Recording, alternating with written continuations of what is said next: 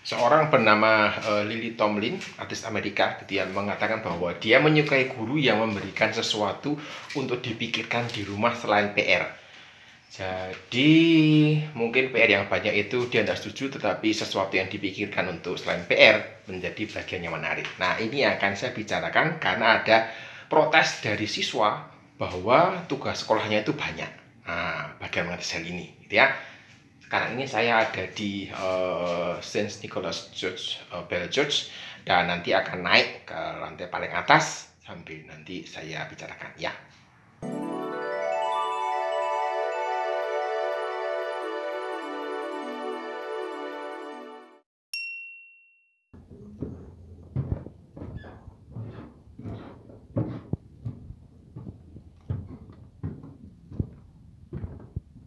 Nah, ini sudah mulai naik gitu ya, saya lanjutkan. Kalau tugas yang diberikan oleh guru di SD itu masih mudah terkoordinasi, karena kan gurunya cuma satu, maksimum dua gitu ya.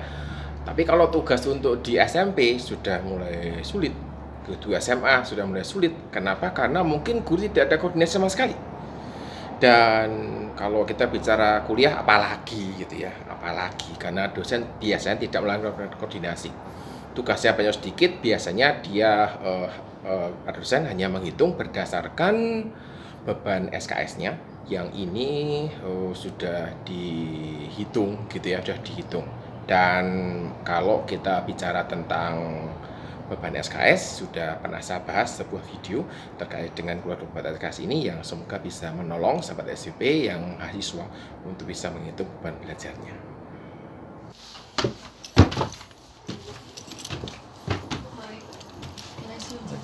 Oh, oke, ya, wait. Ada yang namanya tugas itu ya, ada yang berupa project, ada yang berupa PR, dan saya masukkan PR sebagai tugas karena ini bagian dari pembelajaran. Dan sebenarnya PR ini seperti saya pernah bahas dalam sebuah video, nanti cek linknya di sini gitu ya,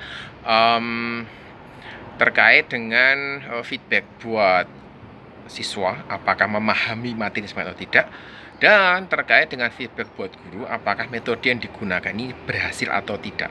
Jadi ini merupakan tanggung jawab yang mesti dikerjakan. Dan ketika kita bicara tentang PR, tentang tugas, maka guru perlu memotivasi siswa untuk mengerjakannya. Orang tua menjadi mitra guru di dalam mendampingi siswa untuk bertanggung jawab mengerjakan PR-nya. Dan siswa juga belajar mengerjakan tanggung jawab belajarnya dengan sungguh-sungguh. Tugas berupa project itu seharusnya tugas yang terukur gitu ya. Terukur itu artinya waktu pengerjaannya bagaimana, volume pekerjaan seperti apa, perlu berapa lama. Jangan sampai misalnya gini, tugasnya itu sangat membebani sehingga butuh waktu misalnya full 10 jam untuk mengerjakannya. Nah, ini juga mesti dipikirkan karena buat saya tugas ini mesti dihitung dengan cermat gitu waktu pengerjaannya. Kemudian masalah tugas ini juga ada tugas individu dan tugas kelompok. Ketika kita bicara tentang tugas kelompok, maka guru atau dosen punya tanggung jawab menilai secara objektif. Menilai, menurut saya tugas kelompok ini ada dua, yaitu nilai kelompok dan nilai individu. Karena ada oknum-oknum peserta didik yang hanya mau numpang nama begitu. Nah, ini mesti diperhatikan supaya tidak memberikan demotivasi buat siswa atau mahasiswa yang benar-benar mengerjakan tanggung jawabnya dengan sungguh-sungguh. Kita bicara tentang situasi di SMP, SMA, dan juga di perkuliahan gitu ya. Mungkin total tugas per semester itu pas gitu ya, cocok. Setiap mapel punya satu tugas, setiap matkul punya satu tugas, cocok. Tetapi ketika waktu pemberiannya itu bersamaan gitu ya, ini mesti menjadi bagian yang mesti dipikirkan. Saya menyadari bahwa koordinasi antar guru itu menjadi masalah klasik, terutama untuk di pendidikan tinggi, di dosen. Itu masalah klasik, koordinasi memberikan tugas. Tetapi sebaiknya mulai dipikirkan bagaimana supaya tugas ini bisa merata di sepanjang semester dan tidak begini.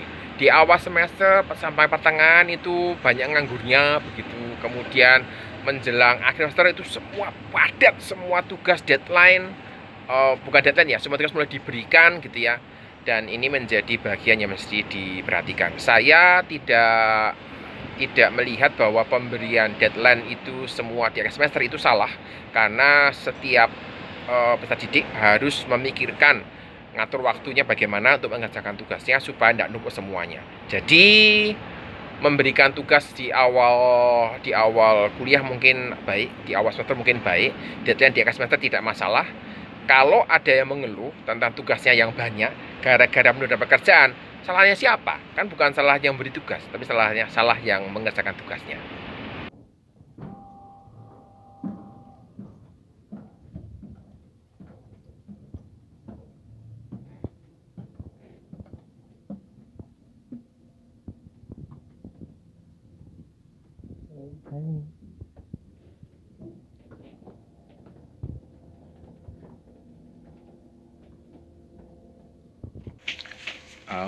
Waktu naik tadi saya berharap bahwa di bagian atas itu semuanya terbuka gitu ya, tapi ternyata enggak. Nah, ini tertutup, cuman ada beberapa jendela yang terbuka gitu ya, kayak di belakang saya ini, dimana pengunjung bisa menyaksikan situasi kota Praha dari puncaknya, kira-kira begitu. Nah, kalau kita bicara tentang pemberian tugas yang bejibun tadi, sebenarnya ketika tugas diberikan di awal semester, deadline-nya di akhir semester, sebenarnya tidak ada masalah. Karena ide besarnya adalah bagaimana siswa, juga mahasiswa ini belajar untuk mengelola waktu yang mereka miliki. Jadi cukup banyak tugas yang diberikan itu dikerjakan last minute kalau orang bilang gitu. Jadi misalnya saya pernah ngomong sama mahasiswa itu ya, tugas saya berikan di pertengahan semester, waktunya saya berikan waktu itu 2 minggu ya, 2 minggu. Jadi saya berikan tugas, kemudian saya bilang deadline-nya 2 minggu ya gitu. Wah Pak, 1 bulan aja gitu. Saya bilang ya udah kalau gitu tugasnya deadline-nya besok gitu. Wah, mereka protes. Saya bilang, tugas itu mau diberikan deadline tahun depan pun biasanya mengerjakannya biasanya juga last minute. Tidak dipikirkan bagaimana strategi mengerjakan supaya bisa nyaman begitu loh.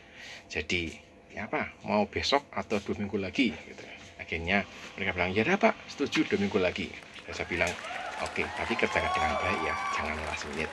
Karena ini bukan tugas yang akan membebani alokasi waktu yang cukup banyak gitu, selama dikerjakan dengan bertanggung jawab. Jika ternyata ada tugas yang tidak terkoordinasi, artinya tugas dari banyak guru, banyak dosen, tugasnya numpuk diberikan pada saat yang sama gitu ya, waktunya berdekatan, semua diberikan dalam waktu yang bersamaan dengan deadline yang juga bersamaan dan terbatas waktunya. Jadi semua waktunya mengerjakan 1 minggu gitu ya, diberikan pada saat yang sama, diakhiri pada saat yang sama juga. Ini perlu dibicarakan supaya ada koordinasi dan tidak memberatkan peserta didik. Tapi kalau tugas diberikan pada saat yang sama, deadline yang sama, cuman waktu mengerjakannya panjang, misalnya 2 bulan begitu, itu agak berbeda kasusnya. Jadi koordinasi ini bukan sesuatu yang mudah secara praktis gitu ya.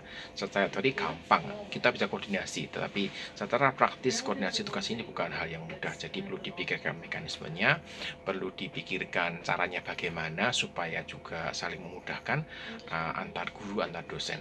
Saya kira itu yang bisa saya sampaikan dari puncak menara gereja Saint Nicholas yang ada belnya tadi gitu ya. Saya menyampaikan materi hari ini, semoga bermanfaat buat sampai semua. Sampai jumpa.